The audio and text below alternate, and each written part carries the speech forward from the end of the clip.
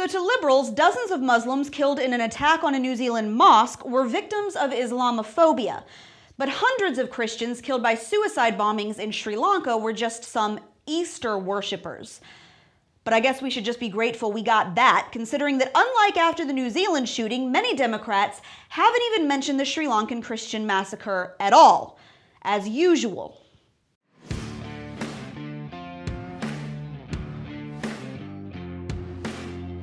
At least 290 people were killed and another 500 were wounded in a series of deadly bombings in Sri Lanka over the weekend, including at 3 Christian churches on Easter Sunday. Now, details are still emerging, but the Sri Lankan government said the attacks were likely perpetrated by a militant group called National Tawhid Jamaat, a local radical Islamist organization. And unlike the massacre in a New Zealand mosque just some weeks ago, the left's been conspicuously silent about this assault. Alexandria Ocasio-Cortez hasn't tweeted about it once. Ilhan Omar, not a word. But hey, at least some people spoke up. Hillary Clinton, Barack Obama, and former HUD Secretary Julian Castro all condemned the attacks on Easter worshippers. The heck is an Easter worshipper? I've never heard that phrase one single day in my entire life. I think the word y'all were looking for but couldn't bring yourselves to choke out is Christians. Christians were murdered in 3 Sri Lankan churches on Sunday. Not Easter worshippers, not Sunday morning religious ceremony attendees. No, Christians. And don't tell me I'm just splitting hairs here. Can you imagine if a Republican had called the New Zealand mosque shooting victims just some folks who were praying? Or if the Pulse nightclub shooter had just killed some people at a bar?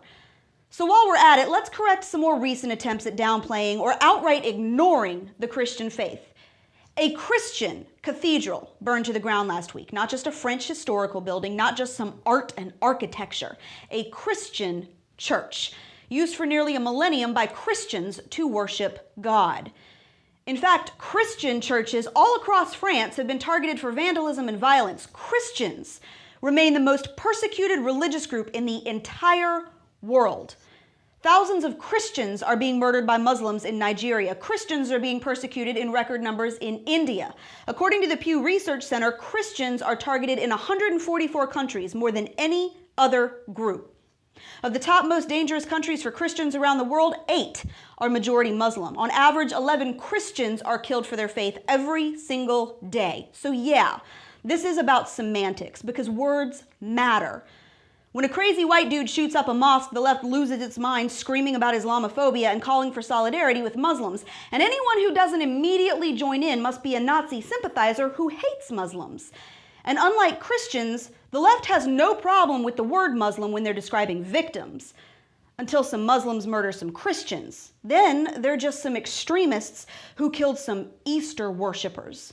You know, maybe just some people who did something. And we're supposed to think that this isn't intentional, like we all just fell off the watermelon truck yesterday. When multiple members of the Democratic Party use the same weird, vague term all at once, that's just by accident and with no purpose? Yeah, I don't think so. So then the question becomes why? Is it because the left turns a blind eye to violence that doesn't fit their political narrative? Do they just ignore any victims they can't use to push an agenda? Or is it more that they have a genuine targeted disdain for Christians and the Christian faith? Because their silence in the face of Christian persecution is far too deafening to be anything but intentional. And that's your Reality Check America. Make sure you subscribe to our YouTube page, like us on Facebook and Twitter, and stay sane out there.